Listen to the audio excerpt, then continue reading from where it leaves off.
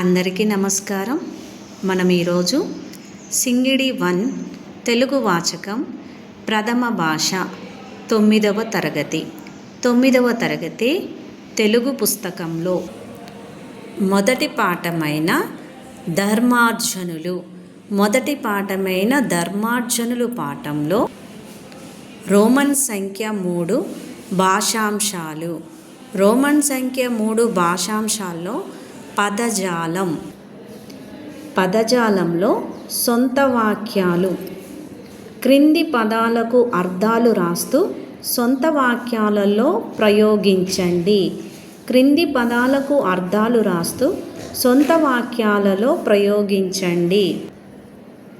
మొదటి పదం సోయగం. సోయగం అంటే అర్థం ఏంటి పిల్లలు? చక్కదనము. సోయగం చక్కదనము. మరి సొంత వాక్యాలలో వాక్యాన్ని ప్రయోగించాలి కదా. లక్ష్మి సోయగం అపూర్వమైనది. అలాగే ఏ ఊరు 5 మంది. పాండవులు ఏ ఊరు మంది. ఏ ఊరు అంటే అర్థం ఏంటి? 5 మంది. వెగటు వైరస్యము. కాకరకాయ రసము తాగటం నాకు వెగటుగా ఉంటుంది. కాకరకాయ రసము తాగటం నాకు వెగటుగా ఉంటుంది. బుధుడు పండితుడు. బుధుడు ఎక్కడైనా గౌరవాన్ని పొందుతాడు. ఇవి పదాలకు అర్థాలు రాస్తూ సొంత వాక్యాలలో ప్రయోగించండి అన్నారు. ఈ విధంగా రాయాలి పిల్లలు. అలాగే 2వ విభాగంలో చూసినట్లయితే క్రింది పదాలకు ఉత్పత్తి అర్థాలు రాయండి. తనుజుడు అంటే ఏంటి? ఇక్కడ అర్థము తన దేహము నుండి పుట్టినవాడు కుమారుడు. ఉత్పత్తి అర్థం ఏంటి? తన దేహము నుండి పుట్టినవాడు కుమారుడు. అలాగే పదం ఏంటి? నృపాలుడు. నరులను పాలించువాడు రాజు. నృపాలుడికి ఉత్పత్తి అర్థం. నందనుడు సంతోషపెట్టువాడు కుమారుడు. సంతోషపెట్టువాడు కొడుకు. నందనుడు. అలాగే మనము 3వ విభాగం చూసినట్లయితే క్రింది పదాలకు పర్యాయ పదాలు రాయండి.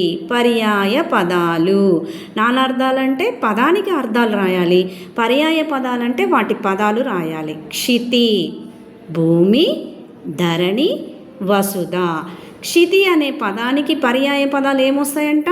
భూమి, ధరణి, వసుధ. అలాగే కుమారుడు, తనుజుడు, పుత్రుడు, కొడుకు. మొగము, ముఖము, వదనము, ఆననము, వక్రతము. ముఖము, వదనము, ఆననము, వక్రతము. 4వ పదము ఈ పదం ఏంటి? పురము. పురానికి పర్యాయ పదాలేంటి? నగరం, ప్రోలు, పట్టణం. నగరం, ప్రోలు, పట్టణం. మళ్ళొకసారి విందాం పిల్లలు.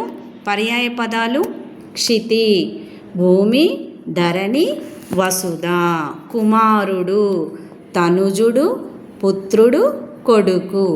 మొగము, ముఖము, వదనము, ఆననము, వక్రతము. పురము, నగరం, ప్రోలు, పట్టణం. తర్వాత విభాగము 4వ విభాగము. క్రింది వాక్యాలను గమనించండి. ఆయా వాక్యాలలోని ప్రకృతి వికృతులను గుర్తించి పట్టికగా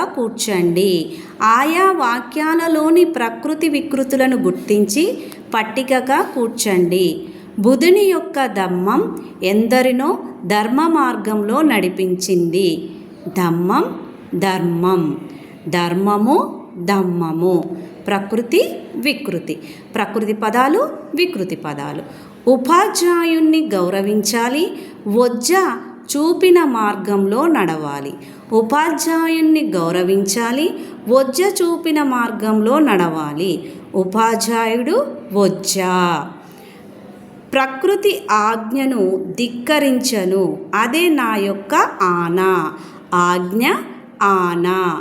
తెలుగు భాషను కాపాడుతానని భాష చేస్తున్నాడు. భాష భాష. భాష భాష. ధర్మము దమ్మము.